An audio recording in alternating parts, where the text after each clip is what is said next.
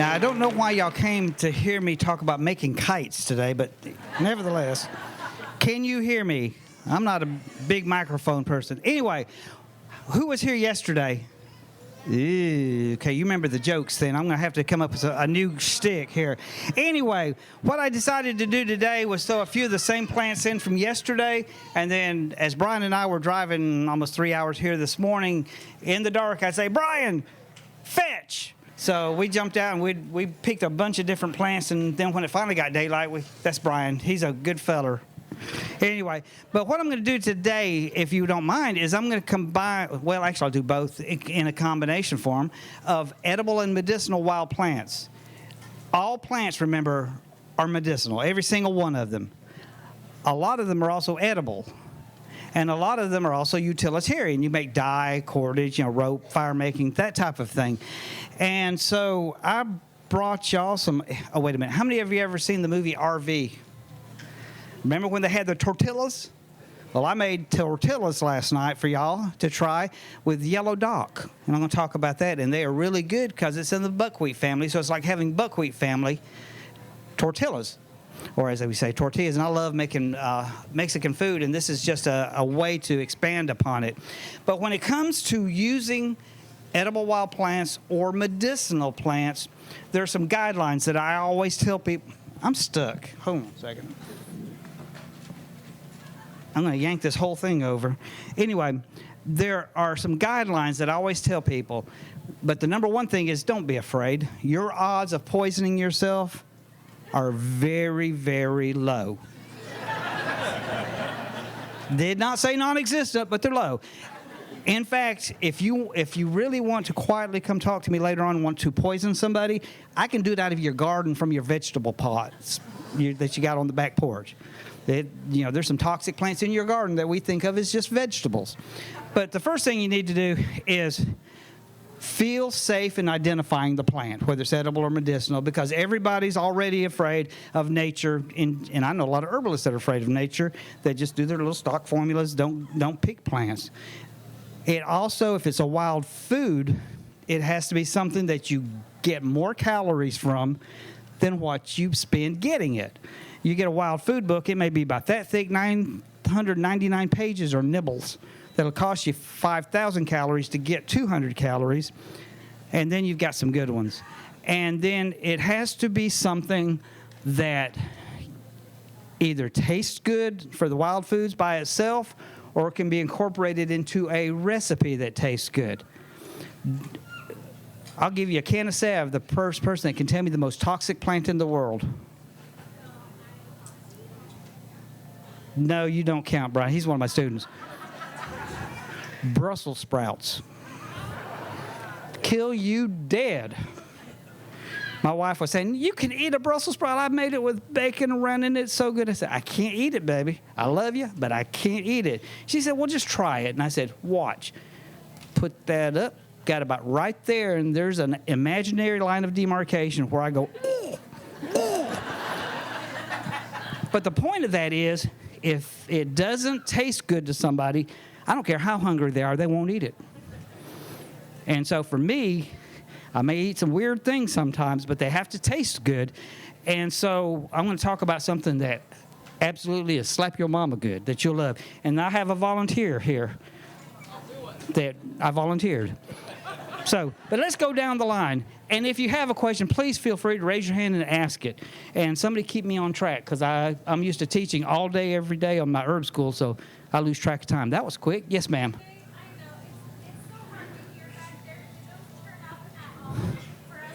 All right. You want me to speak really loud into this thing, too? I have a natural muffler. And I do speak fast because I got a lot of information to cover. All right, let's start this end. And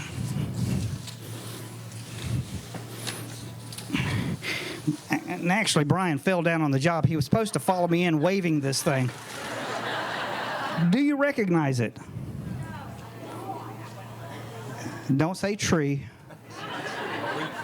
You ever heard of basswood? This is American basswood Beautiful, beautiful tree. If you're ever driving down the road, especially in the south, and you look up on the edges of the mountains, you'll see these trees that are flashing white. That will be your basswood. Every single time. That's the way to tell it. This one is not white, but looking on the bottom, and the reason being it was growing in the shade underneath the other trees. But when they're out in the open and they're the tall tree, they'll be white, and it'll look just like flashes of white going. How many of you have ever eaten carob? All right. Carob, which is herbal, is, if you can't get chocolate and you're just desperate, you can convince yourself that carob tastes like chocolate. If you don't have carob, this can convince you that you got carob. And you use the flowers and the seed cases. You know, it's acceptable. It's not too bad, but it is not chocolate. It ain't a Hershey bar. However, those flowers, which are really interesting in their construction, are extremely effective for a sick headache. You can make teas, and tinctures are okay, but I like these as a tea, and sip on it, and it will ease up a headache, the kind that makes you want to go Ralph. You know, especially women are like in their cycle, you get the nauseas right before you start. Very good for that. The interesting thing about this is, here, you want to hold it? There you go. Anyway, you know, fan me with it. Anyway, if as a wild food, this is very interesting because if you get a big tree, and you're going to cut it down anyway because this is going to, well, it won't kill it because they'll sprout back from the stump. Peel off big strips of it about, 6 inches wide, 4 to 6 inches wide would be fine, and then lay them down in rows, belly down, belly down, belly down. In about 3 days, all of the sap will ooze out of that cambium layer, and it's like a clear jelly. Extremely sweet. I'm talking sugar sweet. And it's one of those ones that's like slippery elm. It's highly nutritious. And if you have somebody that's just dying of the flu or some other condition where they just can't, just the thought of food brings up the thought of Brussels sprouts and they want to Ralph, this does not cause that gag reflex. So you can get nutrition into them without them throwing it back up and not getting any food value from it. It's also extremely good if you have somebody with irritable bowel syndrome. It doesn't cure it, but what it does is one of the presenting signs or symptoms of irritable bowel syndrome, it doesn't matter whether it's Crohn's, celiac, or anything, is that there's severe irritation and colic of the intestines, right? What happens is the natural mucus is gone from off the intestinal wall, so when you eat something, it's like sandpaper, just scouring through and gouging it. And then what happens is, how old are you? 59. Good. When you were a kid, remember the merry-go-rounds? 2 things you did on it. You remember? You spun it as fast as you could and then did what? Tried to jump on or jump off. Either way, you got a concussion. Because the centrifugal force would drag you around and you get whacked by the metal. And that's what happens when we're sick a lot of times. If we're sick, we're inflamed. If we're inflamed, we're in pain. If we're in pain, we're inflamed, and it keeps going. You can't slow that merry-go-round long enough. And one of the goals in herbal medicine especially is to slow the merry-go-round, that pain cycle, the inflammation cycle, long enough for the body to start healing itself. And if you can put something like this in your system, slippery elm, marshmallow, gag-a-maggot, okra slime, on pickled okra, it coats long enough to take the heat, take the pain out, and then your body will start to heal itself. Now, of course, you have to go back and treat the cause as well. If you don't treat the cause, you're not going to help, all you're going to do is treat symptoms. And this is extremely good for that because it coats and soothes everywhere it touches. And it's a pretty tree, too. Now, do what? Oh, the sap is, it's sugar sweet. I have never tried to tap it. I don't think you couldn't. Would be worth a try. The traditional way, it was always you peeled it because as it sat for 3 days, the heat would force that sap out. And then you go back and it's like egg white. You just scrape it up, but it's very tasty. Yes, this is a great source. If you can find enough basswood to make basswood honey, and in England it's called lime tree, not a lime, and here it's also called linden. And there's big leaf linden and little leaf linden. They work the same. Now Brian, who is been real good with the primitive skills now, likes this because the wood is so not dense. You just shake it and you can just feel like it's like basswood. It's balsa. It's soft. It's just light, and it's real easy to start primitive fires with. Anyway, thank you. Another one we picked is this. Actually, it's two things. Artificial intelligence be the death of us, but even worse is artificial herbalism, and that's a head knowledge without a heart and cultural knowledge. And you'll see people, that's just money making, and nothing wrong with making money, but you'll see a video going around Facebook in which a guy comes on and he says, did you know that some people say that wild lettuce is as good as opium? Now, he didn't say he said it. He said some people said it. So when you call him on it, well, I didn't say it. Some people said it. In the 1800s, and I can pass this around. Grab that one. Just don't touch it. Oh, anyway. One is wild lettuce, one is prickly lettuce. They work the same. When you score them or peel off a leaf, it exudes a milky white to orangey white latex. When it dries, it makes what are called concretions that look like black tar opium. So it got the name opium lettuce. However, it is not related to the opium poppy. It contains no opioids, contains no morphine, contains no heroin or fentanyl. What it does contain are chemicals that are really good to make you sleep. Mild pain reliever, might as well take an aspirin or a Tylenol. It's not super strong. You can concentrate it, make it a little bit stronger, but it is not what people claim it is. I make a lot of it every year, but it's for making people sleep, and it's a wonderful, just by itself, it's a wonderful cough sedative because it does calm the bronchial nerves down. And any of the lettuce, wild lettuces can work, including one called poison lettuce. It's not poisonous. In the 1800s, what they made lactucarium, which is the name of it, out of, was a plant called Lactuca sativa. Sound familiar? That'd be called garden lettuce. And that's actually the commercial source was garden lettuce when it bolted and went to seed. And this is just the ancestor to that. But if you have a cough, it's really good. If you want to take both of those are about the right size, boil them in a quart of water, traditional Southern folk medicine, about 20 minutes, a tablespoon an hour before bedtime. If you're still not sleepy, another tablespoon. And then for me, it's good morning, because it makes you sleep. I'm one of those people who my mind doesn't shut off. All night I think, ooh, I got an idea. Squirrel, type thing. It's like good night, wake up. The only other thing that to me works better is amanita mushrooms to just totally shut things down and go to sleep. It's excellent for that. Pretty good in salves too, and the latex out of this is real good for warts, molds, and skin cancers. Alrighty, Rooter. All right.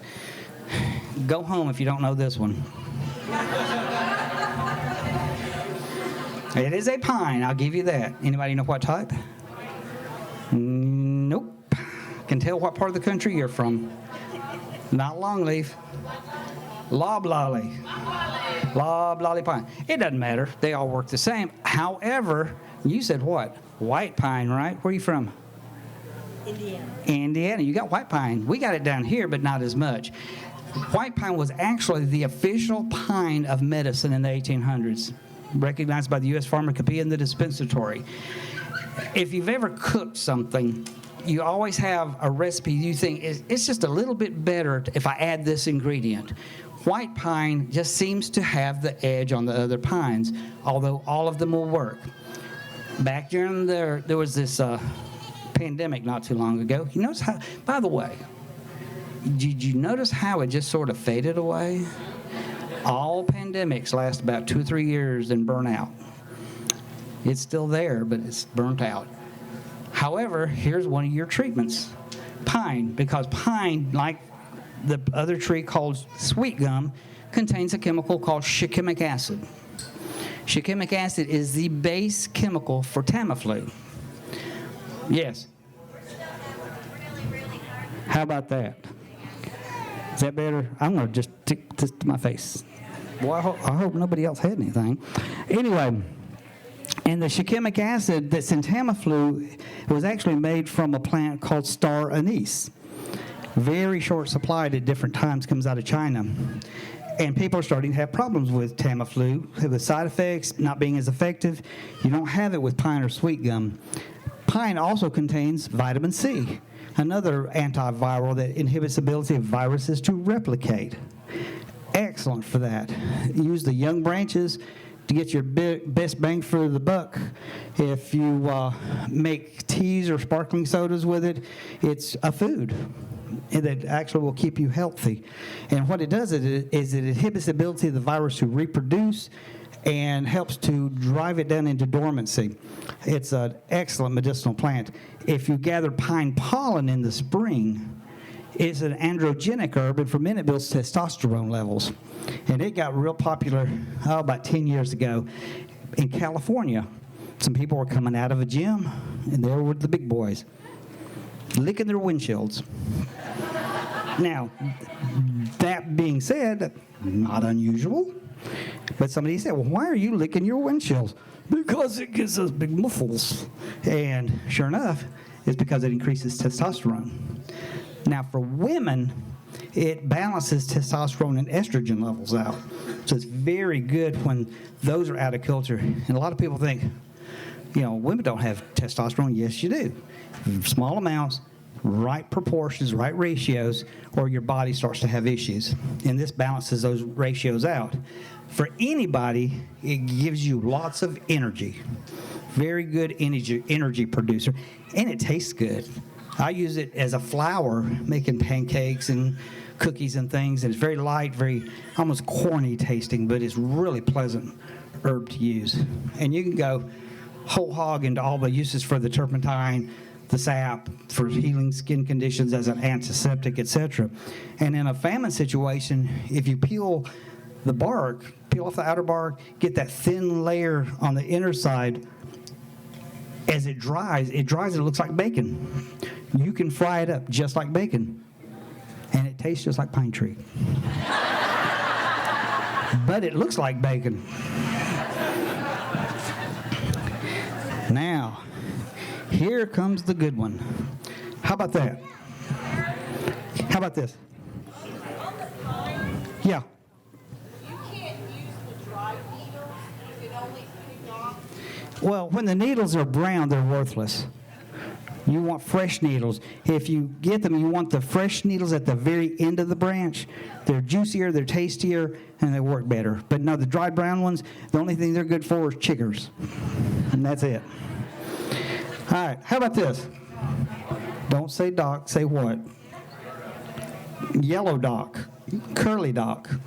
One on my right, your left, not quite ripe. The one on the left, ripe. Try that one. Well, just take both of them so you can compare them. Now, this is a prime example of a plant that gives you lots of calories, lots of food for very little effort. Right now is the time to pick it, and in about 10 minutes you can pick enough to last your family all year. It's that easy. And you'll see a little bit of misinformation out there where they say you have to winnow the seeds out of it. That's because these people are picking bitter dock instead, and you have to winnow the seeds out. With this, you use it chaff and all. And this is, I started to say this is the once a year I give my truck a bath, but I got a new truck, so it's not even had that yet. But if you take, I fill a truckload up for this, then you just strip them off and you're done. There's no oils in it, so it doesn't go rancid. You pick it between about 9 and 2 o'clock in the afternoon. It's dry. Stick it in a box. You're done for the year. It's in the buckwheat family. You make pancakes, etc. It tastes just like buckwheat. What's it called again? Yellow dock or curly dock. Now, my teacher, who I haven't even discussed, Tommy Bass, who gathered medicinal plants for 81 years, moved into Cherokee County in an ox wagon. This is before cars. And his first meal, he said, was a piece of fatback and yellow dock greens. And it was a common green that they ate. It's very good. It's full of oxalic acids. It's lemony tasting. Excellent medicinal plant. Excellent health plant. In fact, the roots are so good as a source of iron and to help your body utilize iron that farmers would put horseshoes and nails out around the plants the year before they dug them so that as they rusted, the iron would leach into the soil and the plants would take it up. So don't use it if you have something like hematochromatosis. Quote, thick blood, not good. But if you need to increase your iron levels, this is the plant to do it. But it's really good tasting. So last night I got home and I made tortillas. And have you ever heard of nixtamalization? All right. If you want really good corn tortillas, you get ones that have been nixtamalized. That's where they've been treated with either wood ash lye or what's called cal. Changes the flavor, makes the B vitamins bioavailable. Totally different. Yellow dock is one of the other grains that can be nixtamalized. So this is nixtamalized corn I make and nixtamalized yellow dock. Let's see. See how those... That's a tortilla made with those. Nice and brown. Who wants it? Okay. So, I didn't... Brian, where did the honey go? Huh? Did you bring me some honey? Oh, that's what that stuff is. You can open that one. I didn't see that one. And I brought some Nutella. You might want to take the inner thing off if you want to do it. Put your little Nutella on it. Careful, that thing will shave your legs without even getting it near them. Ask the raccoon I just got with it. Oh, anywho, try that and then roll it up like a taquito and try it and see what you think. Now, put your Nutella first. Ooh, yeah, you will thank me. Huh? Try it all you want. I don't care. See how you like it. And then he wants the Nutella and the honey. Unsolicited testimonial. Pretty good, isn't it?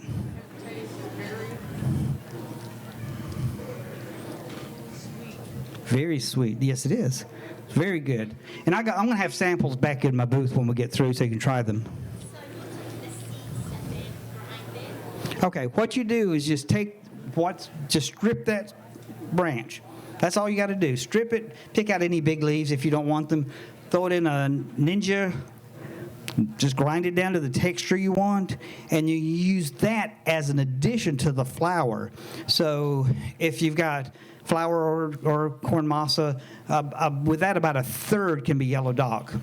If you go any higher than that, because it's dense, it won't rise. And you don't make tortillas if you can't get the puff. That's got to have the puff, and it won't puff if you don't. And pine pollen, you can go about 50-60% because it's so light, or cattail pollen.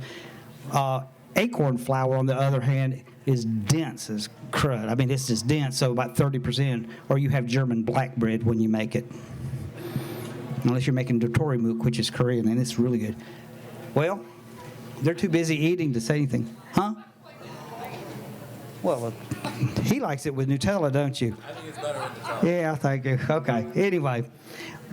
But it's a great plant. It's a good one for poison ivy.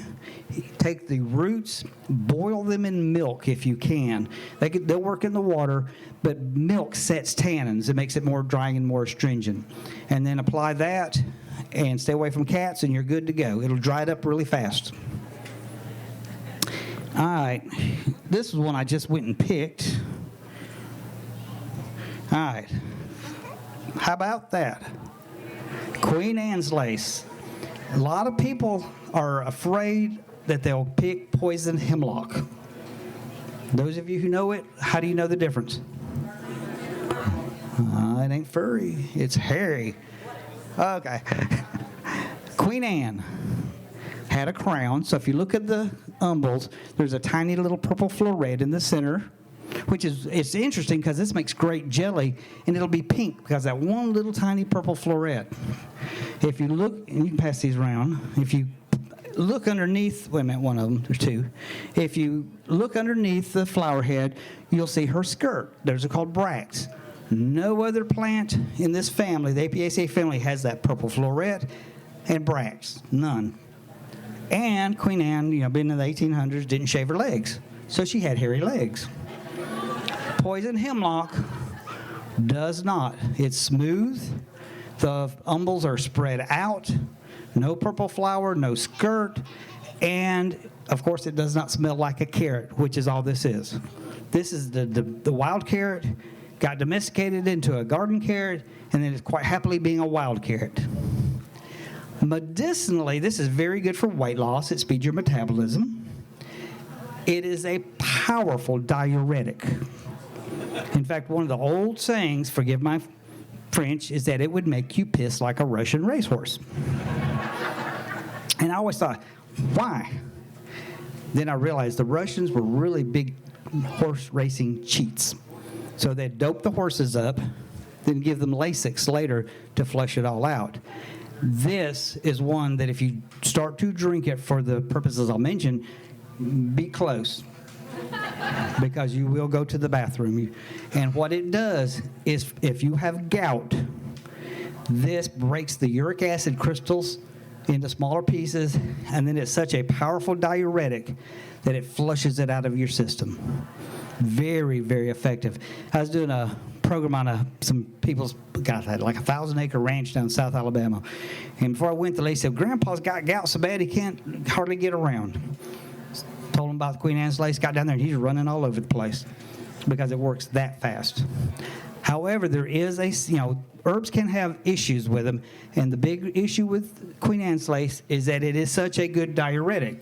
So if you're on heart medications, especially water-soluble heart medications like potassium, you better watch your medication levels, because you can then have things like, if you're dealing with AFib, etc., because it will flush the potassium out of your system.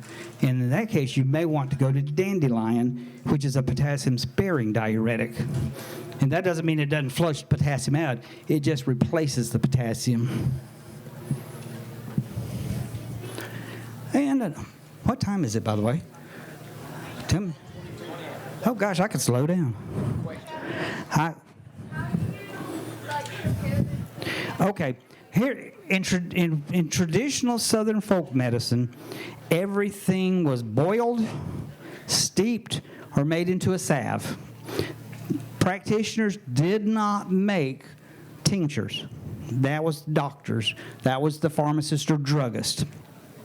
Everything, as Tom Bass said one day, you boil the hound out of it. Traditionally, about 20 to 30 minutes on a green plant. If it was dried, you could grind it, what we'll call comminuating, and steep it. But traditionally, about 20 to 30 minutes, you'd boil it, strain it. If you want to save it for later, make ice cubes. Great way to have it instead of, because otherwise, if you make a jug of tea from Queen Anne's lace, it's going to last about a week like a jug of tea will, and then it gets a wang to it. And this way, you can store it for long periods of time. And I actually will take a lot of these teas and freeze dry them, and then you've got powdered medicine that you can just stick in some water. Okay, how about this one? Black-eyed Susan. Anybody know a medicinal use for it? You ever heard of echinacea? This is as good as echinacea or better. And know what's nice about it? It's everywhere. Right now it's common. This is a variety called Rudbeckia hirta, which means hairy. This one has hairy legs too. Then later on, there will be other Rudbeckias that are smooth stem, it doesn't matter. Or if you've ever seen, I've grown these at home called cabbage leaf coneflowers or gray-headed, those all will work. But this is as good as echinacea as an immunomodulator. There's some misinformation out there that says echinacea is an immune stimulant. Not true. It is an immunomodulator. In fact, during the Ebola epidemic days of, about 20 years ago now, it was recognized by the U.S. government as an immunomodulator for the treatment of Ebola. Very good stuff. And you can use the roots are the strongest, or the center part of the flower would be next. And easy to grow, short-lived perennial. Any hands? Yes.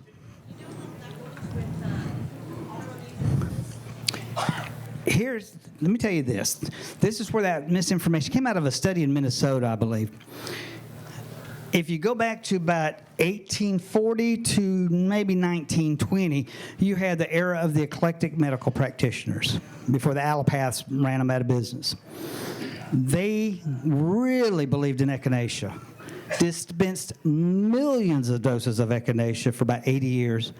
Not one paper was written with somebody with what they would have called an autoimmune disorder. If it's an immune stimulant, which I'm going to talk about in a minute, yes, you have to, not that you can't use something, you have to be aware of the long-term use. An immunomodulator does this. I got all the old folks up here. When you were growing up, black and white TV. Yes. What was on top of it? Antennas. What were they called? Rabbit ears. All right, here's what happens. You got a black and white TV, the rabbit ears for the signal. Lawrence Welk's on. Or later, hee-haw. The signal goes out. What's the first thing you do? You adjust the rabbit ears. Second thing you do. No, you're too soon. Aluminum foil. The third thing you do is you're still ahead of yourself. You're too young. The youngest kid in the family had to hold them, become an antenna, stay that way until it's over. Your last resort was you went and you smacked the stew out of it, and it would work. Does not work with hard drives, so don't try it with that. What you were doing is you were resetting the immune system on that TV. Herbs that are immunomodulators reset your TV. So, for example, you have rheumatoid arthritis. Wait a minute, where are you from? Good. I don't have it. Well, that's not fair. Why do you have it and I don't? Daggone it, you're a Tennessee Vols fan, not an Alabama fan. Tell where I'm from.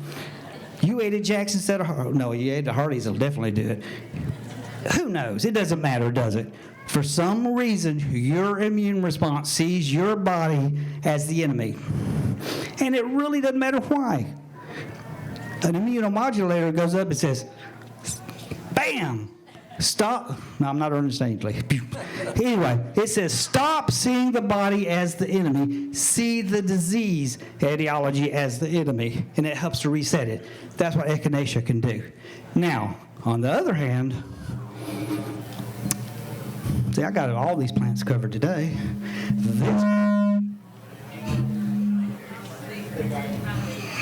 This plant here is an immune stimulant, elderberry. So if you have an immune system that's compromised, whether it's rheumatoid arthritis, Crohn's disease, any number of things, not that you can't use it if you're worried about the flu or COVID or any number of respiratory type viruses, you have to know your body that when it's time to back up or off. Now, if you're going to use this for the flu, when do you use it for the flu? When Meemaw down the street calls you and says, I think I got the flu. Hey, elderberry, elderberry, elderberry. Because if you take it once you get a galloping case of the flu, it takes a while to kick in, and it can cause, with some people, a cytokine storm. And so when you get the flu or COVID or any number of things, cytokines are chemicals that are released to heal the condition. They're good. Elderberry, if you're really sick, can cause a cytokine storm because they can make your body produce more cytokines. So it's like having one Snicker bar versus about 15 at one whack. It's not good. So if you're already really sick with the flu, you can do elderberry. Just start low and work your way up. Best thing is, if somebody's sick, first off, stay away. Second, start on your immunomodulator, especially. But elderberry is an interesting plant in that it is a medicine chest. Different parts have different uses depending on how you prepare it.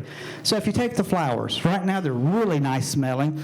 Take that stem, dip them in pancake batter, you got fritters that are delicious. Make a tea, drink it hot, and it's like being under a big tent. It's a diaphoretic. Make you sweat to break fevers and to kill viruses. If you drink the tea cold, or at least room temperature, it's a diuretic. If you take the same tea and use it as a wash, it'll fade age spots and freckles. If you use that same tea or the green berries as a salve, it's good for burns. And on and on and on. If you take the leaves and the branches and the roots and make a tea out of it and drink it, don't say I told you. Because it is a hydragogue cathartic. The visual is on the commode, coming out that end, puking into the bathtub. Severe GI tract irritant. I didn't bring it, believe it or not, first time I haven't done that, I didn't bring poke salad with me. One of my favorite, absolute top 1 or 2 medicinal plants that gets the bad rap of it's going to kill you dead. So any of y'all heard me tell that story? Good. Let me tell you a story. Wait a minute. Who's got a... Yeah, you'll do. How old are you? 6. You're the perfect age for this. Let me get him. Can't move. All right. What's your name? Huh?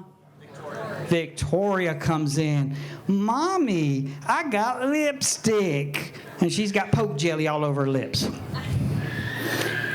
Has Victoria been poisoned? No.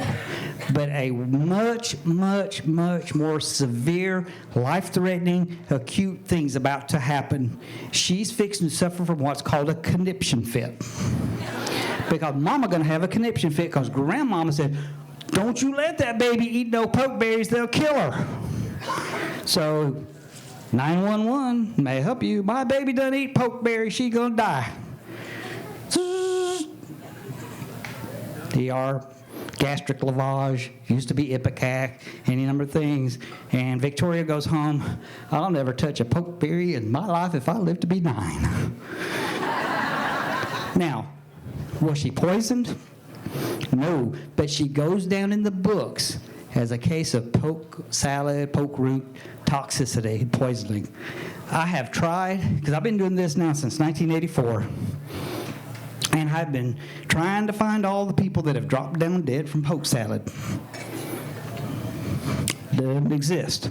I know one lady that I believe did in Mississippi, but she'd been sick for years and years and years with other health issues, ate some without changing the water, and that sent her over the edge. In Italy, because poke salad went from here back over, they did a study, and it may have been over a 10-year period or something. There were 2 cases of poke salad poisoning. Neither died. There were 110 cases of elderberry poisoning, of which several people died. Because elderberry contains lectins like poke salad does. It contains hydrocyanic acid, and it can cause deaths. But we put blinders on like mules to where elderberry's a food. It's a dessert. It can't be poisonous. Well, it can be. Every year, there are, I don't know, hundreds, if not thousands of people that go to the ER due to poisoning from lima beans and kidney beans. The ones that eat Brussels sprouts just die. So, but what happens is they both contain lectins, just like poke, and if you don't cook them high enough or long enough, they can cause severe GI tract irritation too. Happens every year. But poke gets the bad rap, and yet poke, every year somebody says, what's your top 10 herbs? And it's going to be poke and yellow root. They neck and neck. Sometimes I'll say yellow root, sometimes poke, because it's such a powerful antiviral, wound healer, you name it. I used to do a lot of trips to the Amazon where people say, yeah, we went on an eco tour. We saw the toucans and the monkeys. And I say, that's cool. We go down and eat them because we go live with the Indians and hunt with blowguns. And, you know, a lot of things down there want to kill you out in that jungle. The only thing I ever took was a tincture of poke. You get something, you nip it in the bud with poke. We were sitting in a village one year of headhunters. They used to be headhunters, and drinking spit beer, Masato. Think, I won't say Bud Light, but think Miller Lite Crunchy. because it's made with cassava root. They chew it up, spit it back in, and ferment it for about 3 days. First off, I'm not a drinker, other than maybe a sip of a glass of wine once a year. Second, the thought of drinking chewy beer just did not appeal to me. But as they say, when in Rome, it's rude because they were being nice. And the guy next to me made the mistake of not flipping his gourd over, so he got a refill. And then the medic who was with us said, yeah, we're here treating the people in the village, and the head lady who's in charge of the Masato making's got hepatitis A. I thought, poke. Anywho, I didn't get hepatitis A that I know of, so I guess I'm good. Next to it, rabbit tobacco. Yes.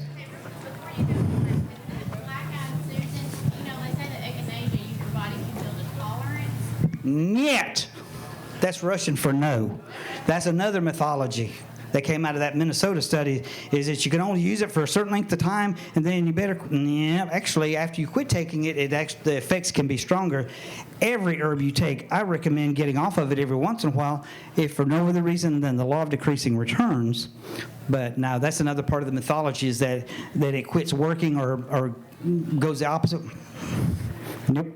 Now, you're talking about my opinion, which is correct, but that's my opinion. So there's a lot of erroneous information out there that I just don't like anyway. How about this, rabbit tobacco? Whoops, hands up. You mentioned poke tincture. Are you tincturing the leaves? Okay, all right. Back to poke. You can get me talking all day on poke. All right, if you have mild osteoarthritis, ow, it's gonna rain. Arthur's acting up.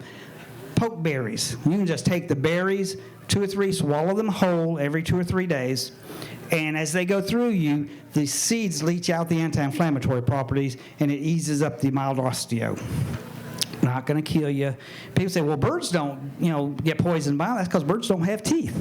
They swallow them whole, and then it helps the seeds actually to germinate later. The berry part of it, the pulp, is purely non-toxic, makes jelly, syrup, or wine.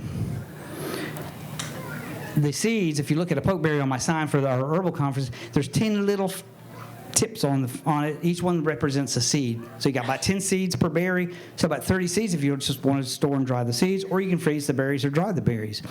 If you have severe osteo or rheumatoid arthritis, you go to the roots.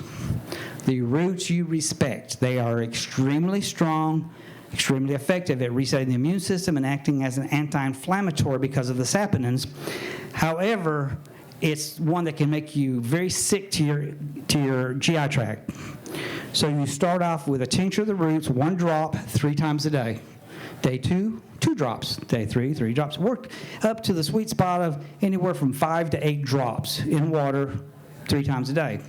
You will know that you've gone above your therapeutic level into what I would call a toxic level, even though it's not really toxic. It's just telling you, too much.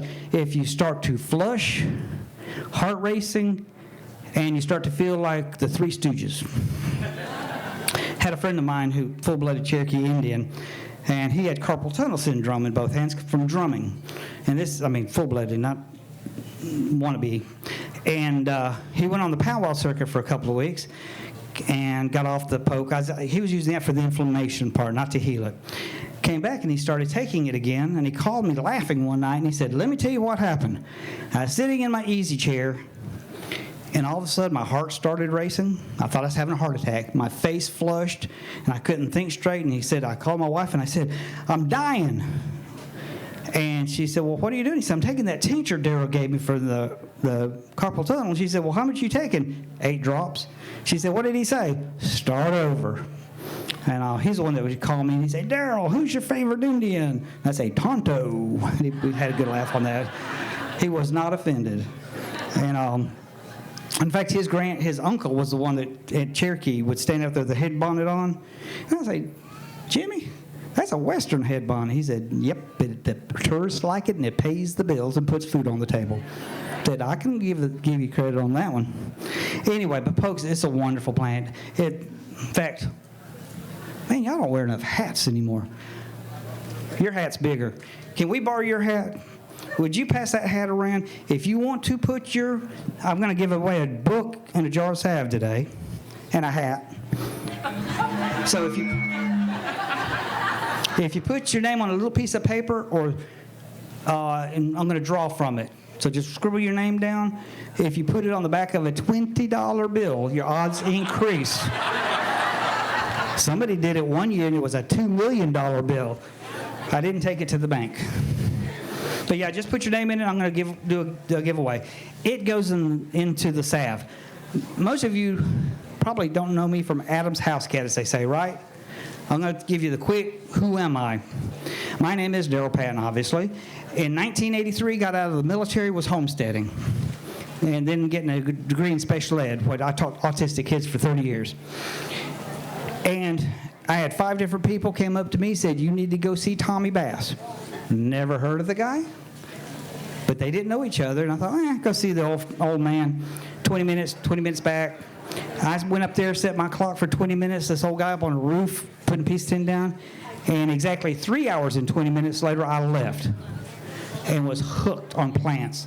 He started gathering plants in 1915 when he was 7 years old, born a sharecropper, and his first teacher had been born in the 1830s as a slave, and just an immense knowledge of the old ways, and it opened my eyes. I learned I had a gift to see a plant the first time and remember it, and so for 12 years, in the woods, tagging along, learning thousands of plants.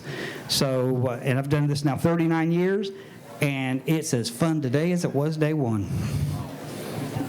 But anyway, I did a book on them that's called Mountain Medicine I'll give one. And the bass salve, which goes back to about at least 1850 for any kind of skin condition and deep wounds, has poke in it as one of the big herbs that help heal wounds.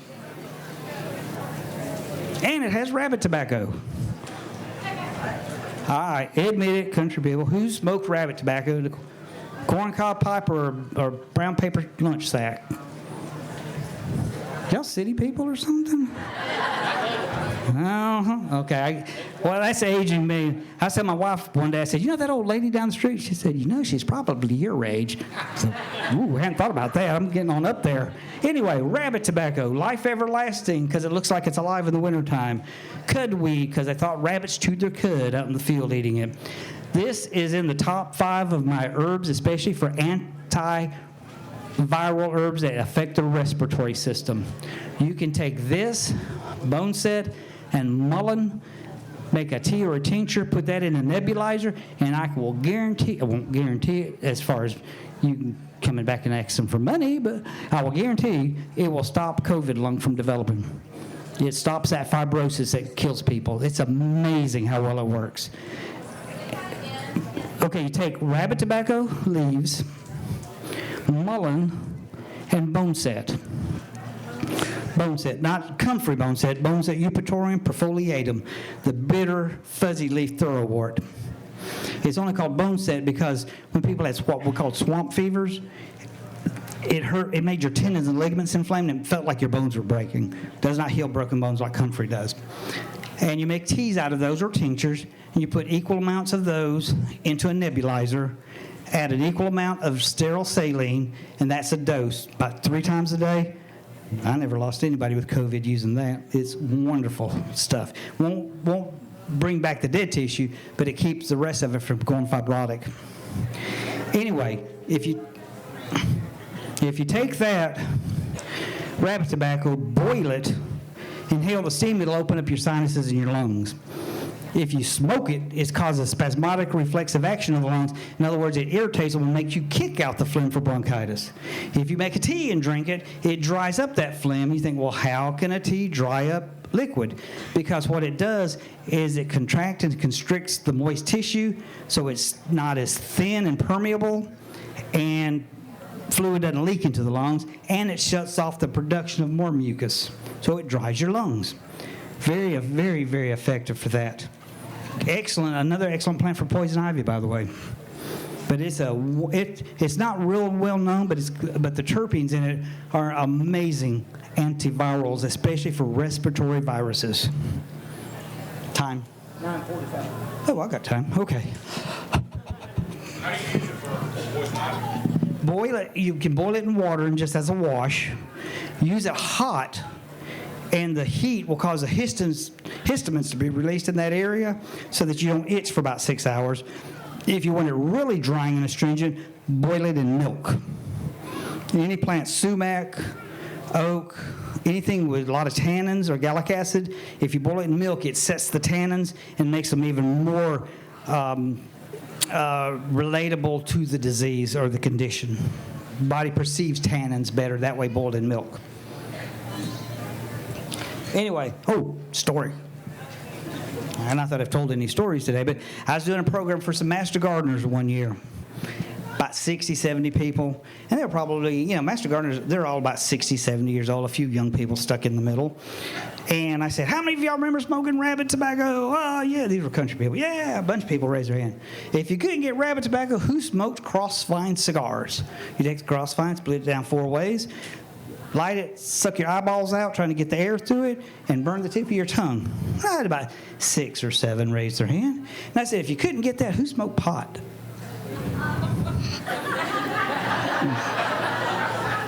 After it was over, an 84-year-old lady came up to me and said, I wanted to raise my hand, but that was 45 years ago, and I go to church with so-and-so.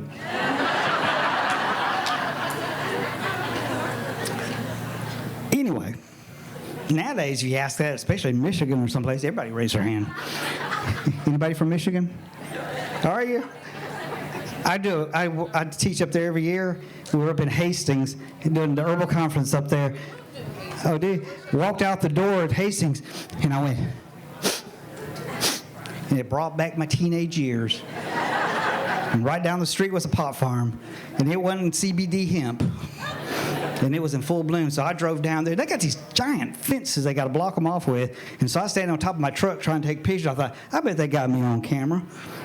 Anywho, yellowroot, shrub yellowroot, Xanthorrhiza simplicissima.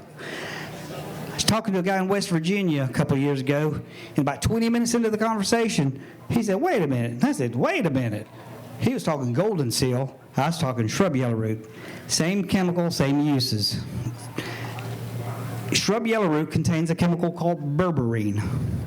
It's a bitter alkaloid, and it will kill Helicobacter pylori bacteria, as Tommy Bass would say, graveyard dead. It also reduces blood glucose levels quite effectively. In fact, it's as good as metformin without the side effects. Another one that goes in bass salve that is for healing deep-seated wounds and keeping them from getting infected. It's an amazing, amazing plant. In fact, if I see or pick yellowroot, my mind goes back to Tommy Bass. That he was just such an honest, kind person that allowed me to go 4 or 5 days a week sometimes out in the woods roaming, just picking his brain for 12 years. And he was so respected that Duke University researched him for years, and the Wall Street Journal put him on the front page of the newspaper in 1985. And this was for a man who never drove a car in his life, never owned a TV, and as he said, was a hillbilly without a guitar. If you look in the pot, here's the little plants I just dug up on a lake the other day. They can get 3 or 4 feet tall. And it's easy to grow in a pot, and it's easy to grow as a garden plant. They do quite well. Will get about 3 or 4 feet tall, spreads by the roots. Even though it's called yellow root, you use the stems, because the stems are just as powerful as the roots are, and you don't kill the plant, and it keeps spreading by those roots. One of my absolute favorite plants. Speaking of Michigan, my friend's up there in Saugatuck, he's a beer brewer, master brewer. To me, if it ain't root beer, it's bitter. I don't drink beer. So I go up to his house one year, and he's brewing yarrow and wormwood beer as an experiment. I took a taste, and the next time I go to Michigan, I'm going to get my toenails back. Horrible, horrible. Very medicinal, but horrible. So I said, I'll tell you what. Even though I'm not really, I don't drink, I like to make a lot of different boozes just because I like the chemistry behind it. In fact, if you ever want some really killer absinthe, I make best in the Southeast. Anyway, I made them yellow root wine. Said, I'll teach you a lesson. I'll give you bitter. I took a taste of this wine and said, man, this is good. What? So I took a taste and it was like this micro split second of bitter and then it went sweet. Go figure. All right. Butterfly weed, also known as pleurisy root. Now, this is going to be a tough one. Any idea what it might be good for? The lungs, pleurisy, deep-seated lung problems. Use the roots and it will make you sweat like crazy. Interestingly, this is one of the few milkweed species that you can root in water. Or just stick them in dirt and root them as long as you keep them wet. These will go home. I'm going to snip the tops out, and I got several other jars of them to go in the water. You can already see the little roots started.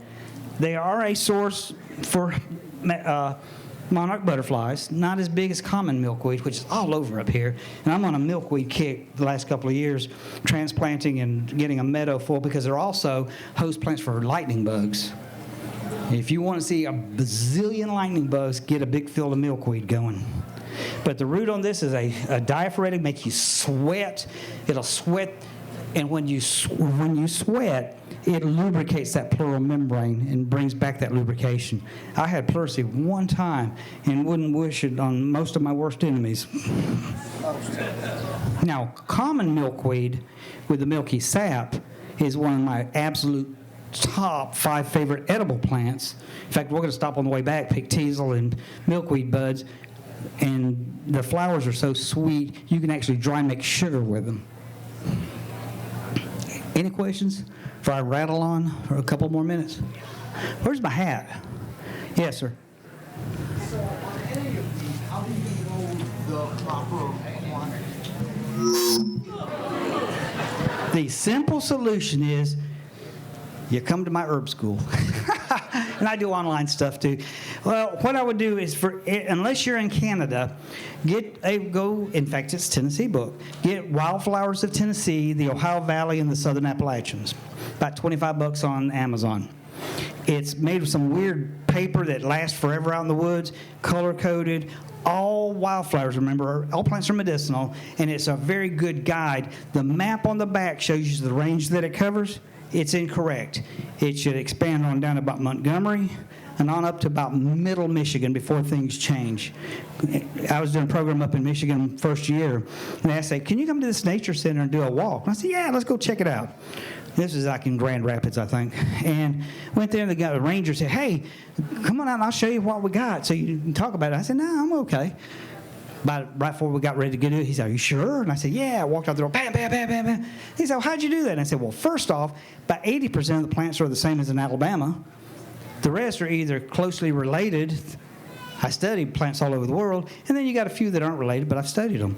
But, they got poke salad, sassafras, slippery elm. I mean, most of everything's similar.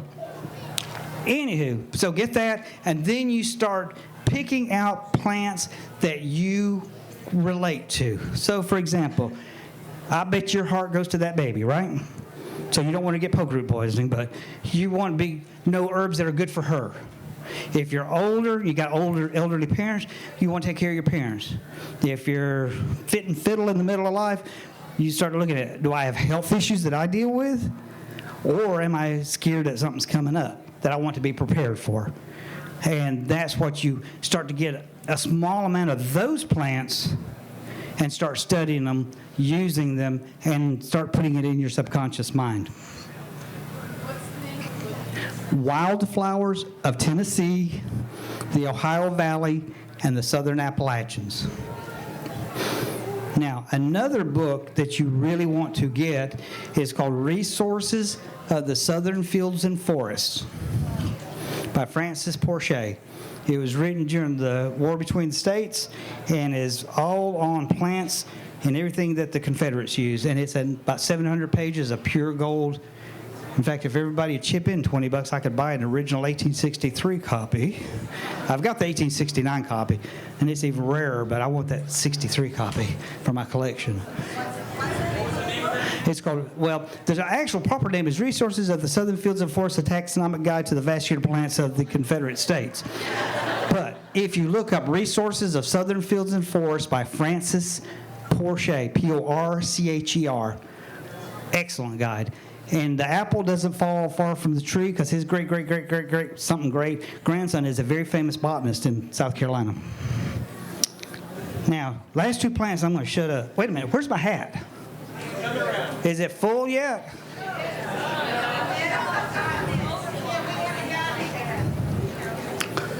All right. Well, I may have to do the drawing at my booth for the sake of that, but I'll tell you about them real quick. Anywho, sumac. This is staghorn sumac like you will see in Michigan. You don't see it down this far south, but a little bit in Tennessee. The way you tell it, because everybody says staghorn sumac. Now, usually you see scarlet or dwarf sumac. This one is fuzzy. It's the prettiest of the sumacs. They all work the same. Poison sumac has grayish-white berries that hang off underneath the branches. The red-berried sumacs, perfectly safe. If you've ever eaten za'atar, the Middle Eastern spice, that's basically sumac berries. Gives it that vinegary sour bite. Another one that the fruit is powerful kidney medicine. And I'll tell this story. Now, what time? I'm about shutting up. 4 minutes. Okay. Anyway, in 1985, I think it was, I had some friends call me from Lake Okeechobee, Brighton Indian Reservation. These are Miccosukee Creek Seminole people. And they say, can you send us a medicine down for Aunt Susie? She's on dialysis. They sent her home to die. And so I got together with Tommy. We came up with a formula. And one of the big herbs in it, besides smartweed, was sumac berries. So rocking and rolling, about 3 months later, after I sent it, I got a phone call, because this is back in the days before cell phones. Picked up the phone, and it was Archie. And he said, can you send more of this down? We can't keep Aunt Susie at home anymore. Well, I'll be glad to. But the neat thing about Aunt Susie was she was 112 years old at the time. And she was fussing because her pacemaker now wouldn't let her walk anymore in a couple of 3 miles. Didn't heal the dead kidney, but it made what was left work better. And she lived another 4 years to the age of 116. I assume she died of old age. 3 years ago, I was doing a program down in middle Alabama in Wedowee, and a guy had called me and said, do you mind if I bring my kids with me? And I said, I don't care. Kids, guns, dogs, as long as they're behaved, have the rabies shots, I'm fine. And he comes walking up, and I used to go to a creek square ground in North Florida with some friends, and, you know, my creek was basically 2 beers, please, and pass the nachos, but enough to recognize the language and words in it. And I hear somebody coming up speaking fluent Creek. I'm talking first language Creek.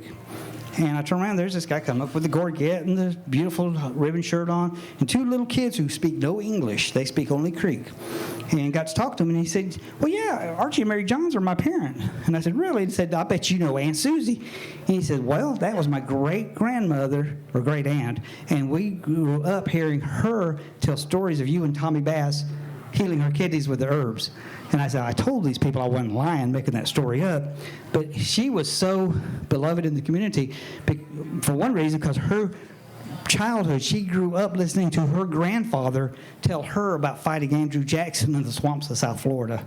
She went back that far, which I thought was really cool. Anywho, kidney problems, another antiviral, good for poison ivy. One of the old terms you'll hear it called a shoemake. That's because in the 1800s, they made the forms for making shoes out of the root bark, and so it's called shoemake. So it's correct to say it that way. And the last one is jimsonweed. Get you high. Or, if you don't want to get high, which I would not recommend because it's not a pleasant high to begin with, 2 puffs of the cigarette will stop asthma in its tracks. If you go on an ocean cruise and you get the patches, that's one of the plants they're made from. That's where you get one of the sources of scopolamine. And my wife went on a cruise before we were married and wore bifocals and had quadruple vision because it gives you double vision sometimes. She had quadruple vision trying to figure out, why can't I see? Because of that, it's called a beta-adrenergic herb. It increases respiratory rate, your heart rate, and opens up your bronchi. Very good for that. It goes into bass salve because it also contains a chemical called allantoin. And allantoin is what you see in comfrey, right, for healing wounds? The salve originally had tobacco in it. Problem was, when Tommy started making it when he was 7, is that the postmaster rode a horse and buggy. This is before cars, 1918, 1920. No, this is 1915. And he had hemorrhoids. And his wife did not like his butt being orange. So he took the tobacco out, which was staining, and swapped it out for jimsonweed. And I always thought, and I mean, like, 30 years I was wondering, why did he do jimsonweed? I know it works, it's great, it does the job. Did some research finally one day, it's got allantoin in it. He couldn't have told you what allantoin was at all. He didn't know those chemicals, but he knew from experience that that would do the same thing as the tobacco, which does the same thing as comfrey or elm shoots or maple shoots, which all contain allantoin. Or the last one, which contains high amounts of allantoin, plantain, not the danner, the weed. And this is, wait a minute, native or non-native? It's both. One of the old stories is that plantain was called white man's footsteps because everywhere the colonists went, they planted it. Well, they did. They planted broadleaf and lance leaf, also called English plantain, because it was so valued as food and medicine. There was already native plantain here. And these big ones that look like broadleaf plantain on steroids, and they're all over here, if you look at the base, they're burgundy red. That is Plantago rugelii, native plantain, just one of the species. The broadleaf plantain they brought, the base of it's going to be a greenish white. Doesn't matter, they work the same.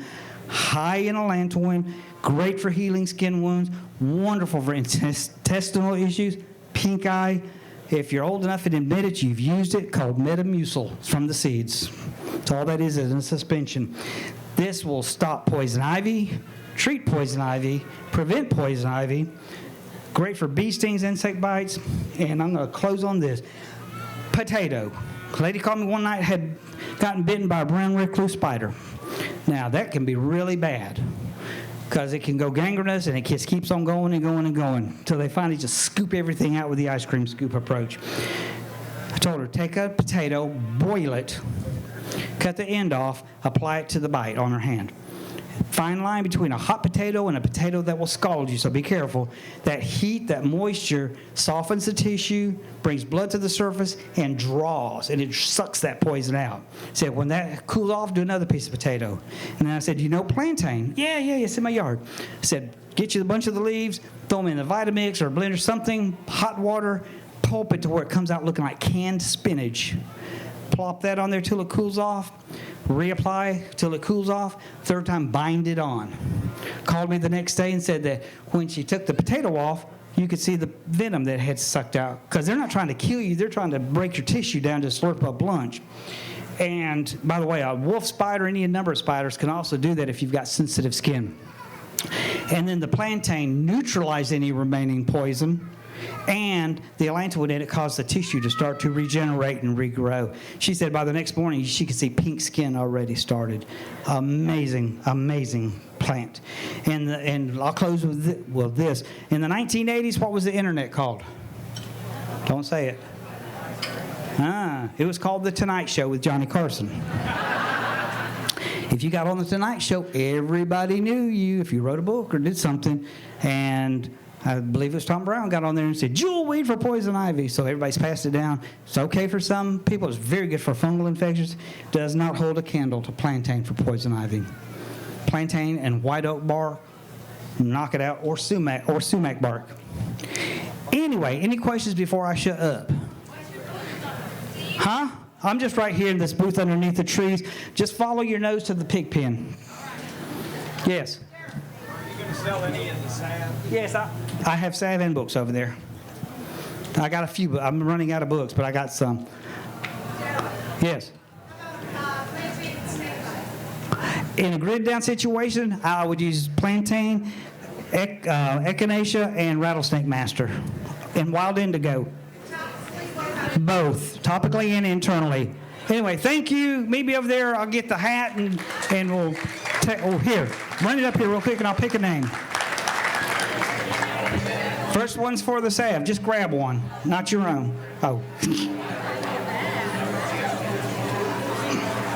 The salve winner is Rhonda Rigsby. Rhonda, you have to be here to win. And for the wonderfully, really well-written book, oops. name too there. Oh, now you want to come up and put your name in. How many times? Get around to us. Sarah Collins. Way. You're it. Thank you. I appreciate y'all coming to hear me. I'll come up with new jokes next year.